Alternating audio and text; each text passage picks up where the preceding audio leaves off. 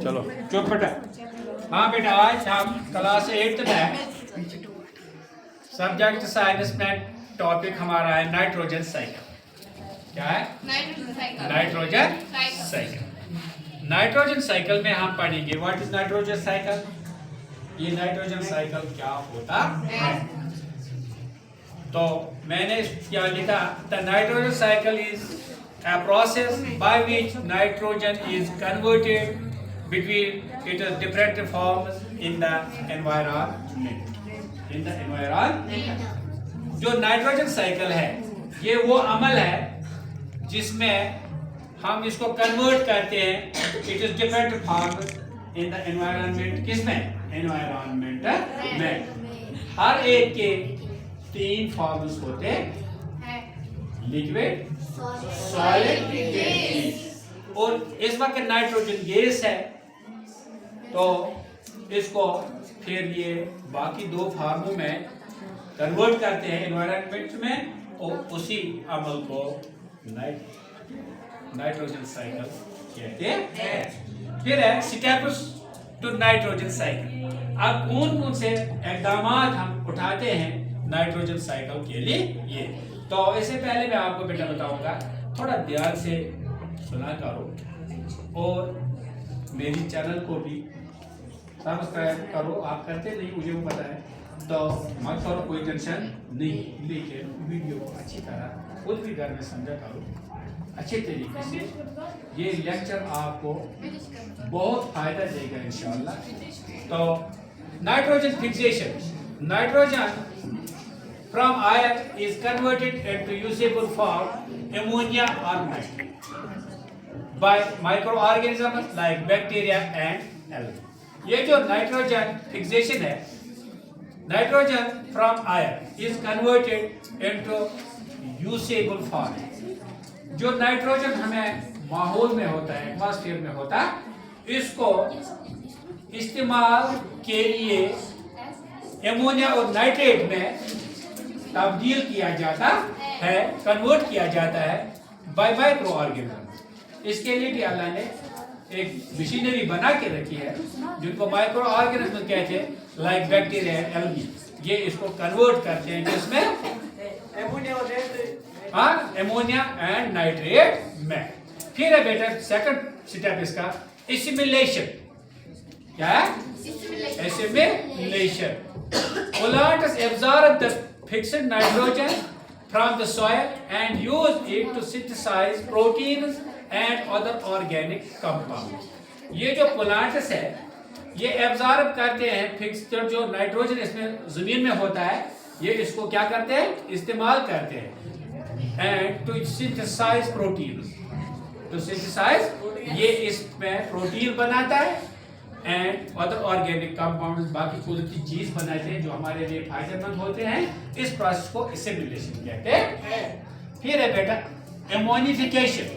क्या है? Ammonification. When animals and plants die, microorganisms break down their proteins and release ammonia into the soil. जब animals मरते हैं या प्लांट्स मरते हैं, डाई होते हैं। एनिमल मरना तो आपको समझ आया कि इंसान मर जाता है, और जो प्लांट्स है ये अपनी जगह खड़ा होते हैं, सूख जाते हैं या गिर जाते हैं। इनको माइक्रो ऑर्गेनिज्म अंदर से डिकम्पोज करते हैं, के लिए गिर जाते हैं। तो micro organism break down the protein, micro organism के प्रोटीन ब्रेक करते हैं यानी उनको रेजा करते हैं and release ammonia into the soil, और उनका एक गैस बनाते हैं जिसका नाम एमोनिया है, वो हमारी सॉइल में चला जाता है। फिर है नाइट्रिफिकेशन। क्या है? Nitrification. Ammonia is converted into nitrite to the nitrate by specialising bacteria in the soil. ये जो एमोनिया है ये कन्वर्ट किया जाता है नाइट्राइट से नाइट्रेट बाय स्पेशलाइज्ड बैक्टीरिया। इसमें खास बैक्टीरिया है इन द सॉइल, हमारी सॉइल में। मैंने अभी आपको बताया घर में हम सलाद बनाते हैं और इस सलाद को हम दूसरे किस्म चटनी बनाते हैं, फिर इसका नाम बदल जाता है। Same is the case here, nitrite को आप समझो ये सलाद है और नाइट्रेट को समझो ये फिर इसको बैक्टीरिया चटनी बनाते हैं, फिर ये जमीन में मिल जाता है। तो इस तरह आपको आ जाएगा समझ, nitrite to nitrate by specialised bacteria, इसमें खास बैक्टीरिया होते हैं इन द सॉइल, जमीन में। फिर है डिनाइट्रिफिकेशन, डिनाइट्रिफिकेशन यानी फिर इसको नाइट्रेट नाइट्रोजन में तब्दील करना, कन्वर्ट करना। Nitrate is converted back into nitrogen gas by denitrifying bacteria releasing it back into the atmosphere. इसी नाइट्रेट को कुछ बैक्टीरिया है जमीन में जो इसको वापस नाइट्रोजन गैस में तब्दील करते हैं और वो हमारे एटमॉस्फेयर में चला जाता है। फिर इंपॉर्टेंस ऑफ नाइट्रोजन, इसकी अहमियत क्या है? Support plant and growth. Nitrogen is essential for plant growth and development. ये बात आपको समझ आई है कि नाइट्रोजन जरूरी है किसके लिए? प्लांट की ग्रोथ के लिए। फिर है maintain soil fertility. The nitrogen cycle help us maintain soil fertility by replenishing nitrogen supplies. जब हम नाइट्रोजन सप्लाई अपने खेत में डालते हैं तो इससे हमारी जमीन जरखेज हो जाती है। रेगुलेट वाटर बॉडीज, ये वाटर बॉडीज को भी ये बैलेंस करते हैं। The nitrogen cycle effects water quality by influencing levels of nitrogen compounds in water bodies. फिर है human impact on the nitrogen cycle.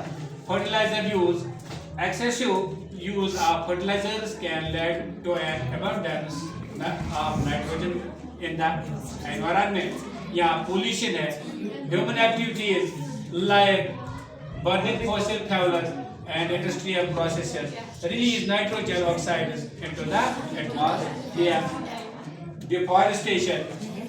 Deforestation can disrupt the nitrogen cycle by reducing the number of nitrogen fixing plants। इस तरह हमारी इस nitrogen cycle पर क्या असरात पड़ते हैं इसको कम होने में और कैसे ये हमारे फायदे के लिए है, आज हमने इस चैप्टर को भी शायद कंप्लीट किया है। सुबह इंशाल्लाह हम नया टॉपिक उठाएंगे, लेकिन सुबह इसके लिए मैं आपको कुछ क्वेश्चन दूंगा तो याद करके आना। खुदा हाफिज़।